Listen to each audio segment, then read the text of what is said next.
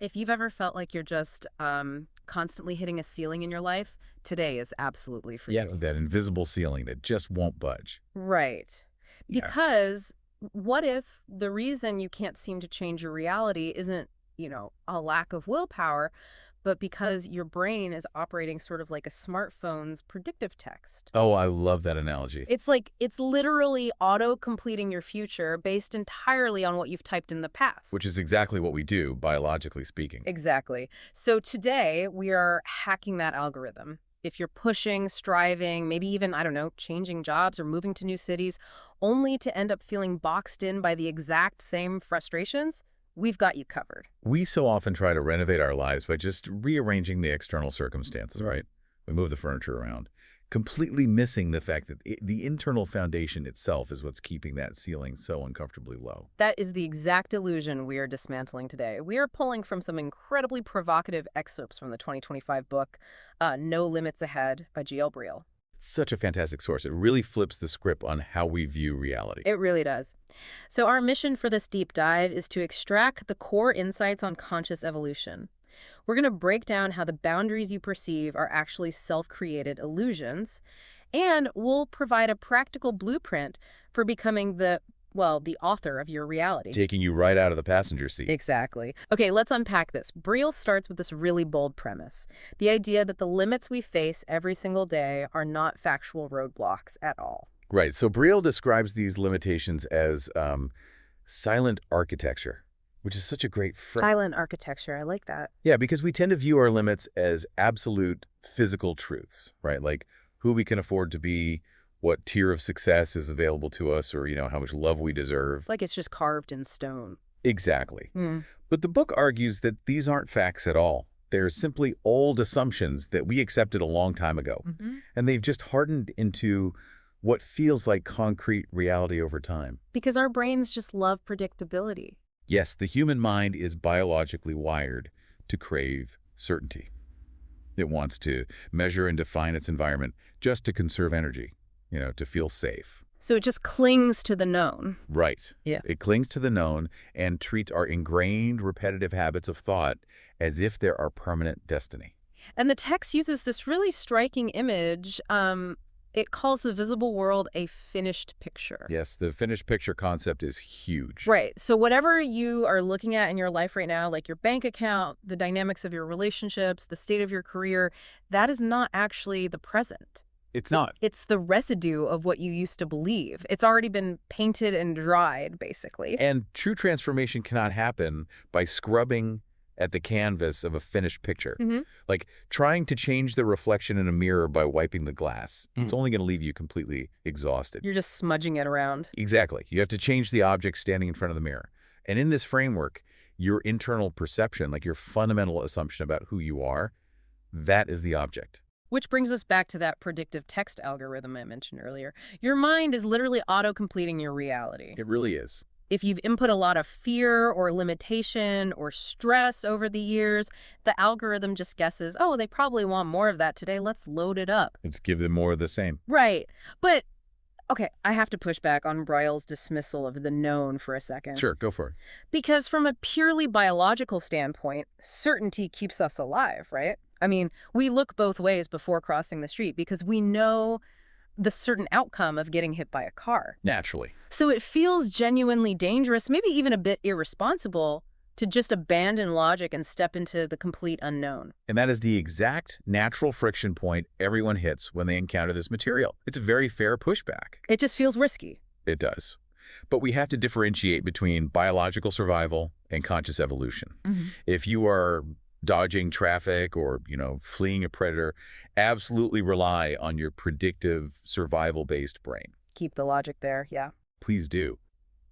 But when we're talking about creating a fulfilling life, operating purely on those survival instincts traps you in a loop. Because survival just wants the status quo. Exactly.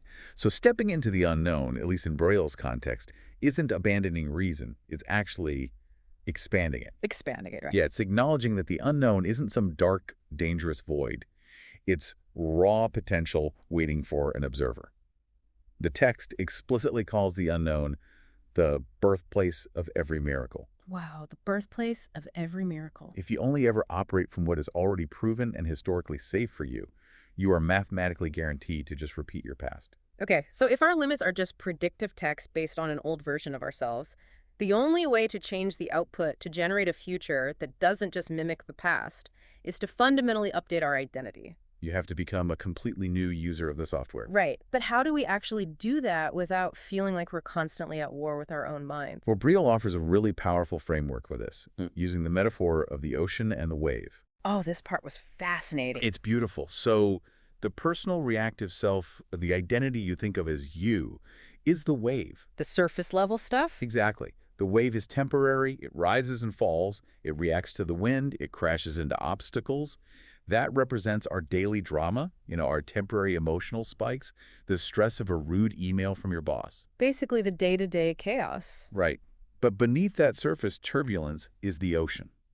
The ocean is the deep, unchanging, silent meta-awareness that simply observes the wave. It's just watching. It doesn't rise or fall.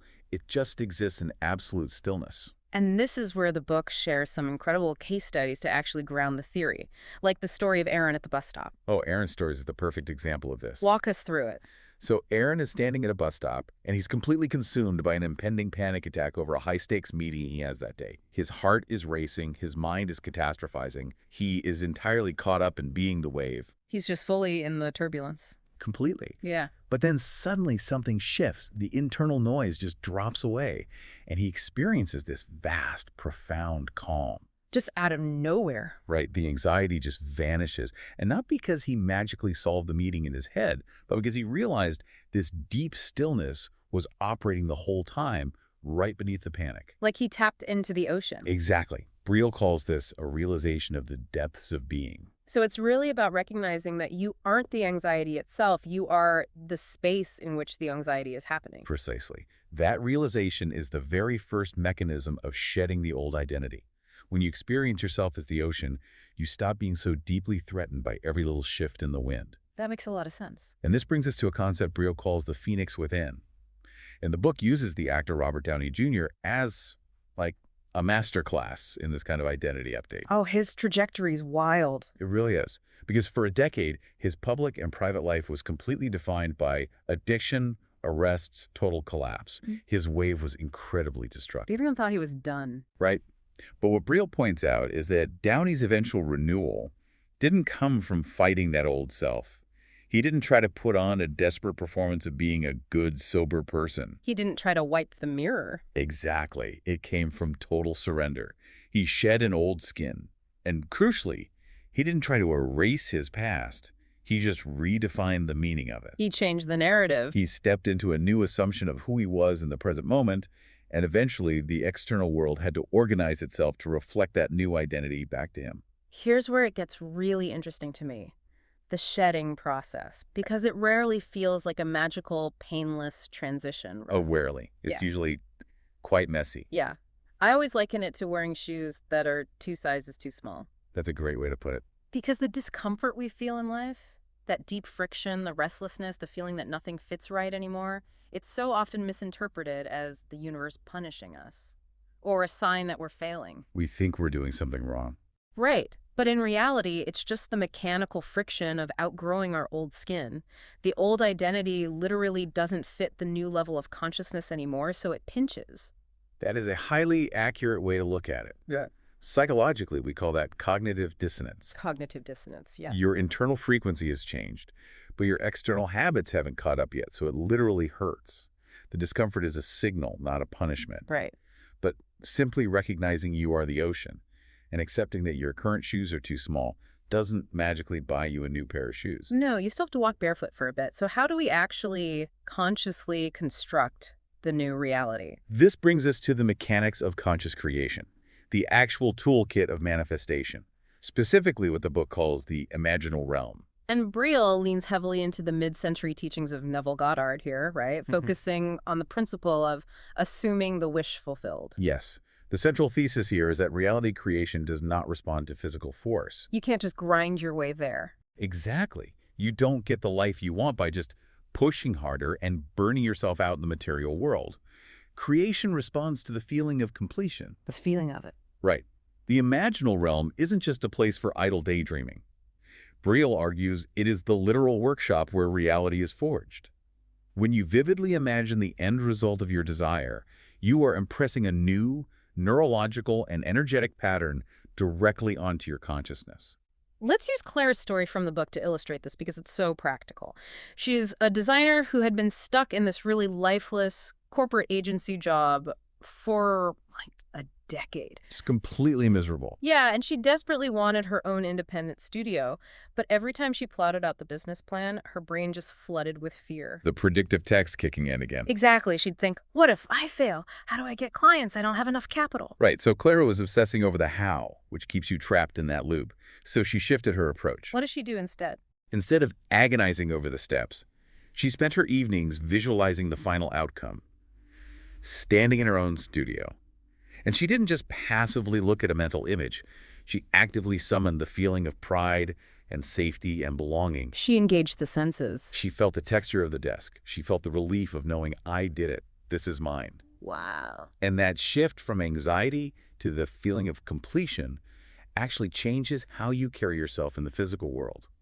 For Clara, it led to a casual conversation, which led to a freelance offer, which snowballed rapidly into her securing her own studio space. It's like she became a different person first. And Brielle gives another great example with Elias, the high school teacher. Oh, Elias's story is so relatable. Because he felt entirely invisible and disrespected by his students. Yeah, and his initial instinct was physical force. Trying to yell louder, handing out more punishments, basically trying to force the room to respect him. Which never works with teenagers. It failed miserably. So he changed his imaginal act. Every night before falling asleep, he simply imagined walking into his classroom and feeling the warmth of being respected. Just the feeling. He heard the quiet engagement of the students in his mind. He felt a deep sense of quiet authority within himself. He stopped trying to manipulate the teenagers and simply occupied a different version of himself. And what happened? Within weeks, the entire behavioral dynamic of the physical classroom mirrored that internal shift. That is wild. And to make this actionable for the listener, Brielle outlines a very specific 3-step exercise for this. Yes, the daily practice. Right. So first, you construct a very short 10 to 20-second mental scene that implies your desire is already a finished fact. Second, you anchor that scene with a simple living sentence, something like, I am so welcomed here, or this work fits me perfectly. Keep it simple. Yeah. And third, you run the scene in 3 daily windows. The moment you wake up, a quick pause at midday, and right at the edge of sleep at night. And that specific window at the edge of sleep, the hypnagogic state, is absolutely critical. Why is that time so important? Because biologically, your brain is shifting into theta waves. The conscious mind's critical, doubtful resistance is entirely lowered, which allows this new assumption to slip directly into the subconscious without being filtered out by logic. Okay, I want to pause on this because it requires a shift in how we think about visualization. Are we just supposed to mentally play a movie trailer for some distant, hopeful future? Not at all. Right, because reading the text, it sounds much less like wishing for tomorrow and more like we are actively implanting a memory from the future into our nervous system today. Implanting a memory is the perfect distinction. Oh, good. If you're merely daydreaming, you are observing the desire from a distance. The underlying feeling is still, I don't have this yet. The longing is still there. Exactly. But when you implant it as a memory, you are experiencing it from the inside, first person, as the individual who already possesses it. You are telling your brain, this is a fact. Okay, let's inject a dose of hard reality here. Bring it on. We can implant this future memory all we want. We can fall asleep in the theta state feeling incredibly successful. But what happens when the alarm goes off, we open our eyes, and the physical world hasn't delivered the new job or the money? You visualize the perfect relationship, and the next day, you get dumped. Yeah, the collision with reality. That gap between the internal feeling and the external reality is a massive friction point. Most people quit right there. They quit because they assume the delay is a denial. That denial, right? But Brielle addresses this by introducing the concept of infinite play. To cross that gap, you absolutely must release the how and the when. You have to let go of the timeline. If you grip too tightly to a highly specific outcome materializing on your rigid timeline, you are actually operating from a state of intense lack. You're forcing it. You are subconsciously telling the universe and your own nervous system, I don't actually trust this process, so I have to micromanage every single detail. That creates massive energetic and cognitive static. And Briel uses a second Elias in the book to explain this, right? A photographer this time. Right, the photographer Elias. He saved up his money, launched a portrait business, and received absolutely zero bookings. Brutal. This specific outcome he visualized completely failed. Now, he could have collapsed back into the identity of a failure. Instead, he engaged in infinite play. What does that look like in practice? He let go of the rigid outcome and just kept shooting macro photos of old, decaying brick textures around his city, purely out of curiosity. He did it just for the joy of the craft. And I love this pivot because he stayed in that open, curious state rather than sinking into bitterness. A massive architectural design firm stumbled across his texture shots online. Yes. They hired him to travel the country documenting historic structures. It was an infinitely better, more lucrative outcome than his original plan for a local portrait studio. He didn't block the better route by crying over the closed door. Right. When Briel compares this to radio frequencies, we can really ground it in psychology. Think of it as the reticular activating system in your brain, your biological filter. Yeah, RAS, yeah. If you are broadcasting the frequency of desperation and failure, your brain literally filters out opportunities to confirm your bias. When you stay in infinite play, your brain is primed to recognize alternative pathways, like lateral thinking. It makes me think of holding a bird, hold it too tightly, trying to grasp the outcome, and you crush it. But hold it with an open hand and it stays voluntarily. That's a beautiful metaphor. If we connect this to the bigger picture, going beyond specific outcomes isn't about lowering your expectations so you avoid disappointment. Right, it's not about settling. It is about acknowledging that the infinite field, or even just your own unleashed subconscious, has access to data, connections, and pathways that your limited conscious planning mind cannot possibly fathom. But letting that unfold means we have to stop constantly asking, are we there yet? Which means letting go of our obsession with timelines. To fully engage in infinite play, we have to stop fighting against the illusion of linear time, and we must abandon the deeply ingrained need to prove our worth. Which is hard. Very hard. Briel argues fiercely against the cultural narrative that these things take time. The text introduces this concept of the eternal now. The eternal now. That's the idea that the present moment is literally the only place creation exists, right? The past is only accessible as a memory in the present. The future is only accessible as imagination in the present.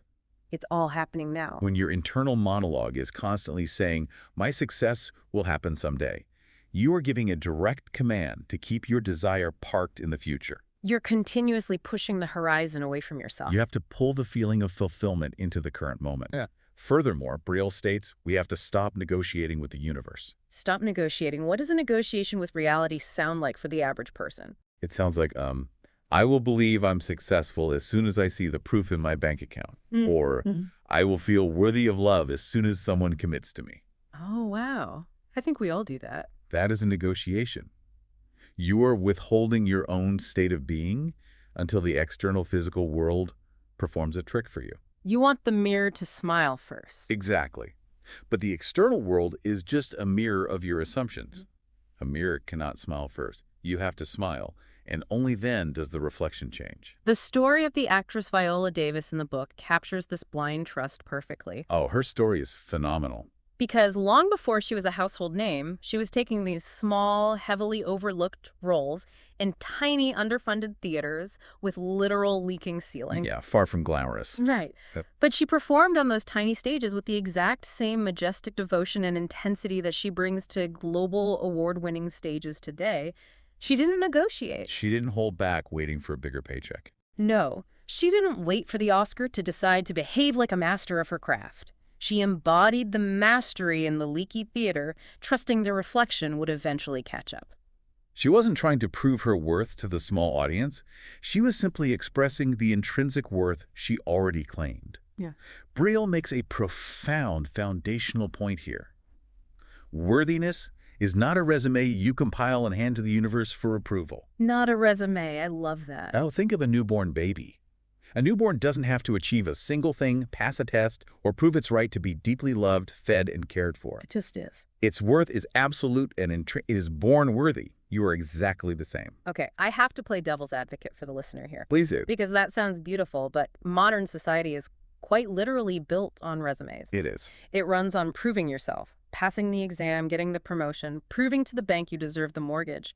We are conditioned from the moment we enter kindergarten to prove our value. So true. How does an adult listener practically switch off a lifetime of a deeply ingrained proving mindset today? It requires militant awareness of your internal dialogue. You have to catch yourself mid-negotiation.